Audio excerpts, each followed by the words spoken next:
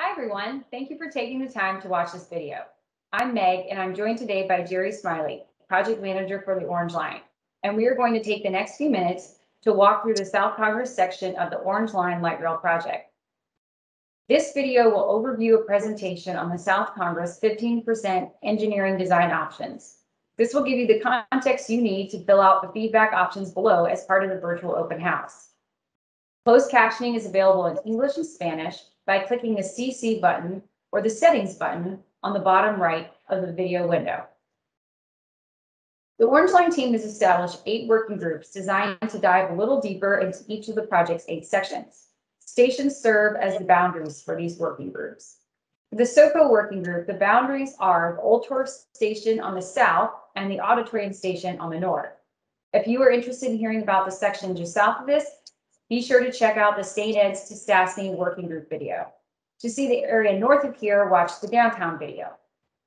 If you are interested in participating in live working group sessions so that you can ask questions and provide feedback in real time, please visit catmetro.org/get-involved to check out events happening now and to sign up for a future working group meeting. Now let's get started with the latest design options on SoCo. As we look ahead to a system for the next 100 years, let's step back in time and talk about the last 100 years of transportation on SoCo. Many of you know that rail is not new to South Congress. In fact, back in the day, the Austin streetcar ran on South Congress all the way to Mary Street. Decades after that, when cars became more popular, South Congress was the primary corridor to San Antonio. Then in the 70s, South Congress became a bit of a motel district. But that all changed in the 90s when local entrepreneurs set their eyes on South Congress, and it started as the bustling business district we all know and love today. It is with that spirit that we want to get your input on what's next for SoCo transportation as we plan for the Orange Line Light Rail project. We have been working for years with many of you on the corridor, and we want to acknowledge your contributions and say how valuable you have been in helping us to understand your priorities. Access to parking, construction mitigation, and street design, just to name a few. These have all helped inform a shared vision that we have considered in design. A project of this scale means that there are design considerations we must balance in this segment, such as ADA access, bus access, bike and pedestrian facilities, traffic pattern modifications, construction duration and impacts, property impacts, on-street parking impacts, costs, and overall merits of different station location options. We will soon go into some of the technical constraints and opportunities. Please be thinking of these considerations and how they relate to your priorities for the corridor. Now I'm going to pass it over to Jerry, who's going to talk a little bit about how we're going to look at these design options. Thanks, Meg. So normally when we talk about these segments, we go from south to north. But because of what happens directly in SoCo is related to what happens in downtown, we're going to start the opposite way. We're going to go from north to south and actually start north of the river. So this illustration shows some of the factors as to why we're proposing to cross under the river as opposed to over the river on the bridge. So the first is that the Republic Square station, which is located around 4th, 5th Streets, we're proposing it to be a fairly deep station.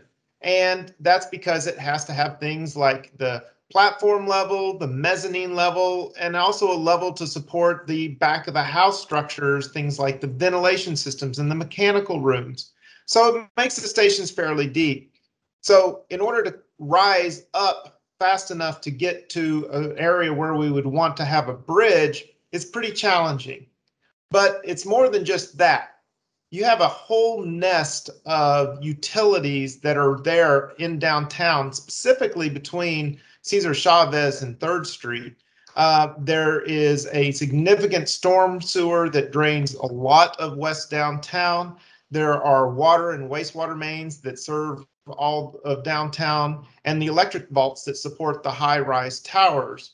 So, you know, even if we could accommodate that climb, we would be running into these utilities, and relocating those utilities would come at a great cost and disruption, potential disruption to the downtown grid. So let's say we could even overcome both of those ideas. Well, then we still have the entire thing of with the portal rising, anytime you transition from underground to back to the street level, you have to have an opening or a portal that's going to transition you back to the surface. If we put a portal in this area, it would be located somewhere between Cesar Chavez and 3rd Street and would require the closure of 2nd Street. So we made the determination that it just really is not feasible to have a bridge over Lady Bird Lake. So instead, we're going to continue to tunnel under the river. So when you tunnel under the river, obviously we need to come to the Auditorium Shores station. And here we have located an Auditorium Shores station at somewhere around the bow tie area south of the river. It's on Riverside and Barton Springs, and it's between 1st and Congress Street. So the Auditorium Shores would need to be an underground station because we just simply couldn't get back to surface in time. And when we have an underground platform, that presents its own set of unique challenges. Let's go to the next slide. So just in looking at this, you can see this whole purple represents the alignment as well as the underground station and the concourse areas that could be for the Auditorium Shore station. And this is great because it shows how we can connect not only the potential development in that area, but also Auditorium Shores and all the things that are happening in the park area. And the yellow dots represent potential underground station entrances to that area. So we feel very confident that this will work very well in the future. Now, coming back up to the street has its own set of challenges. And whether because you're so far under Lady Bird Lake, because we have to be in the bedrock, the challenge becomes, where do you come up at north of the lake? And there's several different challenges with the utilities, with traffic, with the Bolden Creek area.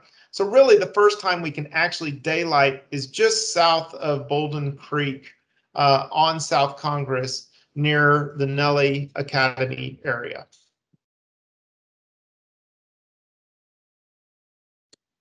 So again, looking at the map on the right of the screen, the yellow represents that underground light rail. Auditorium Shores is the white box, is the underground platform. And you can see that tunnel portal there at Nellie and Academy. And the picture on the left shows you a very good example of what a tunnel portal could look like in this area.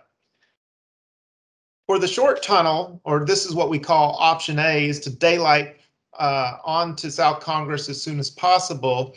You can see that there is that transition, again, the portals, the transition from underground to back to the surface area.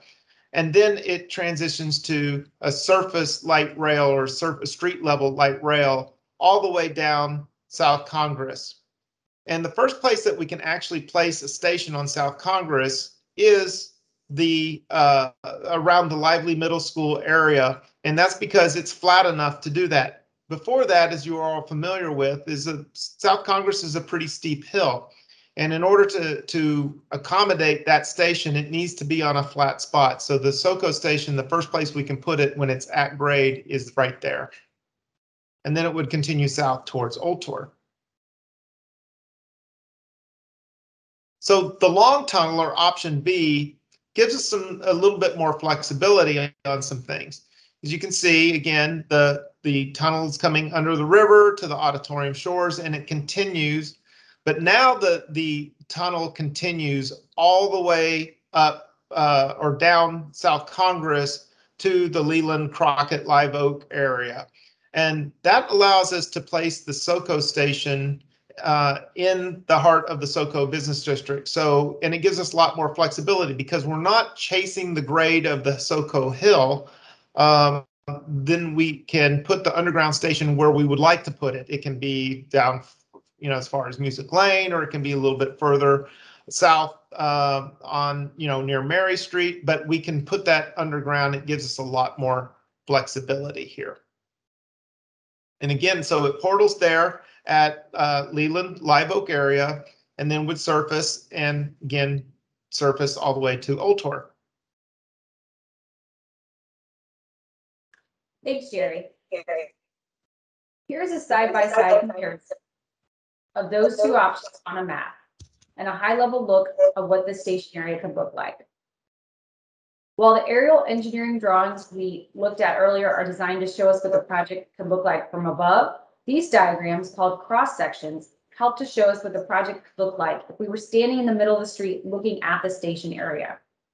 In both design options, the area marked bike ped, tree, and flex zone could have numerous possibilities.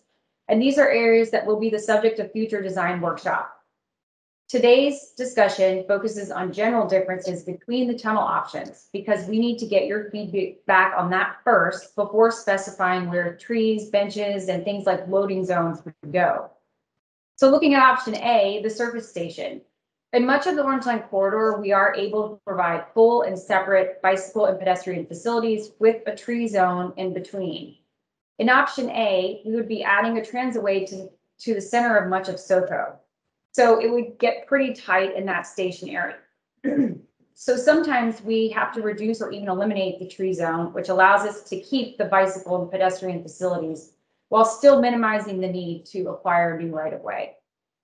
In option B, the area that we know today with the back-end angled parking, that could be a flex zone. So that is to say, maybe an area that would still be some parking, perhaps some pickup drop-off or commercial loading, which is something we hear a lot about on South Congress. So as you can see, both options have design trade-offs, but also a lot of opportunity for thinking about the next chapter of South Congress. So now Jerry's going to walk you through some of the engineering drawings or schematics to take a deeper dive into what the street could look like. Okay. Thanks, Meg.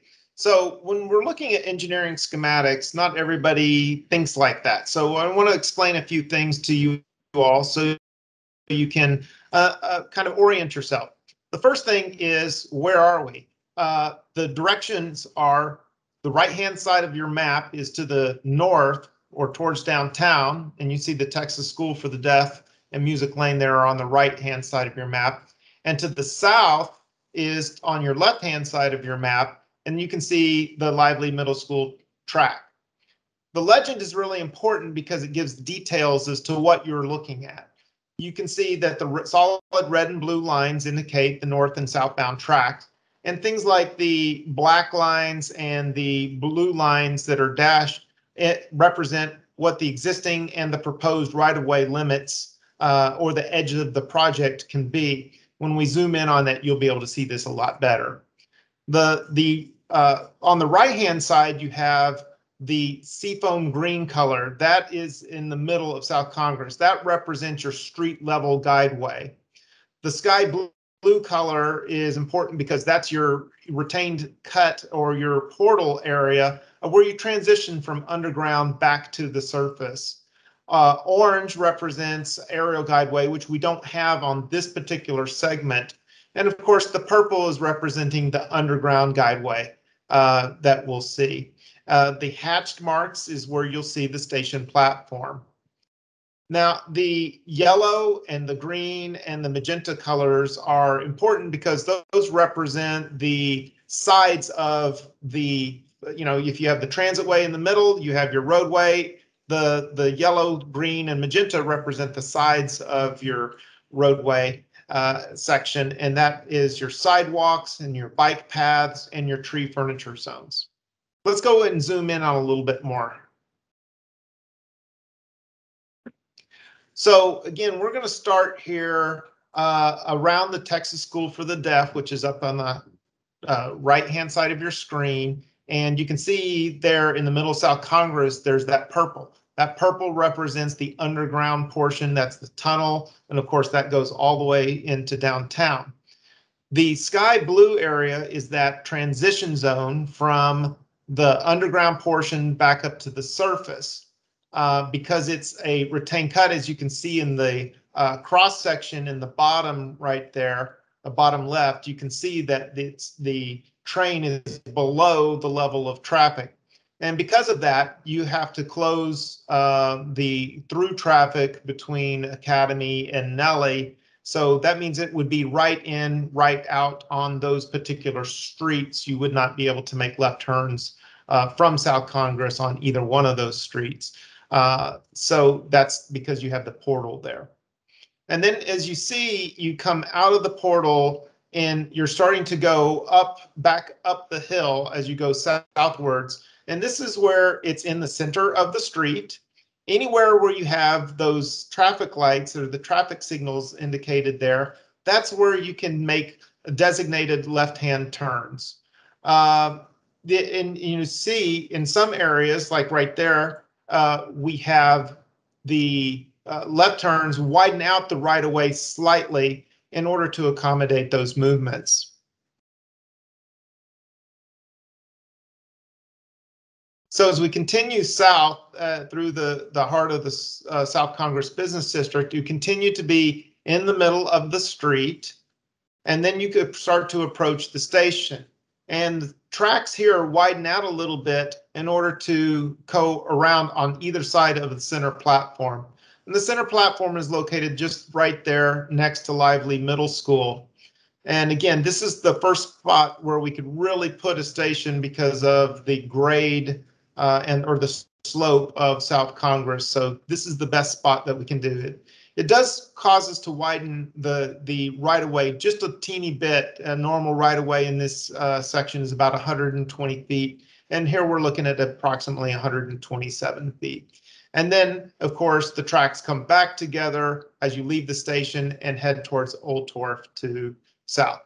That represents all of your short tunnel. Let's look at the long tunnel now.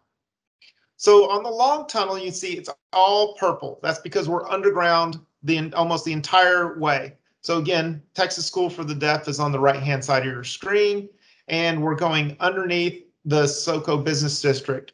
When you approach the heart of the SoCo Business District, this is just an example of where we put the station. Again, that station location is flexible, but you can see that the purple widens out, and you can see the areas where we would need to have access underneath to the station. All the access points would be at the sidewalk level, and so you could go underground to the mezzanine and eventually to the platform levels. Okay. So as we continue south, you can see that we're still underground after having left the SoCo station, and we still are underground until we get about Lively Middle School, where we then go into the portal, and the portal will transition us from underground back up to the surface. And that will require the no left-hand turns onto Crockett Street there. And then we get back to the surface by the time we get to about Live Oak. And after Live Oak and continuing south, we move towards Old Torf. And the Old Torf station there is in the middle of your screen designated by that hash mark. And you can see that that we couldn't split the station on either side of Old Torf because of the curvature of the street there. So all of the station amenities are going to have to be on the south side of Old Torf, and we would continue to maintain all left-hand turns at the signalized intersection through here as we have the new station near the brand new HEB.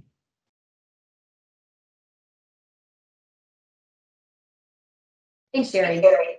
Now we know that is a lot to digest. As you can see, both options that Jerry walked through involve trade-offs. Now, some trade-offs might be different depending on how they relate to your priorities for the corridor. We took a stab at pulling all these trade-offs into some scores just for our team to be able to look at. And what we found is that while the scores are in the eye of the beholder, they are really a comparison to each other.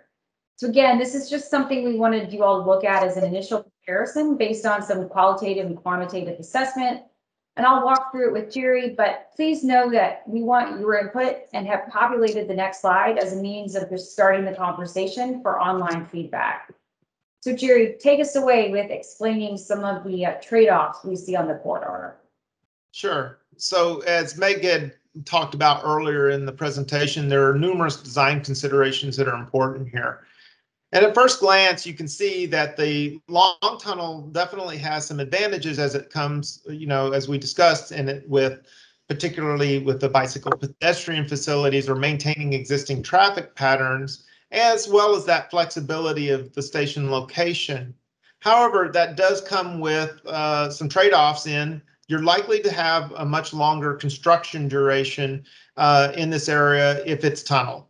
And then also that comes with a particular price tag.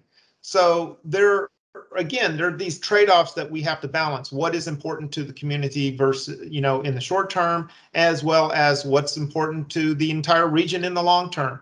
So those are things that we just need to discuss together. Thanks, Jerry. Hopefully that gives you some food for thought. That concludes our walkthrough of the SoCo segment. Please take a moment to complete the questions below and tell us what you think about the project's design in this area, including strengths, weaknesses, and opportunities. And please visit our Get Involved page at capmetro.org/getinvolved to find out how to stay connected throughout the project. Thank you again for your time today.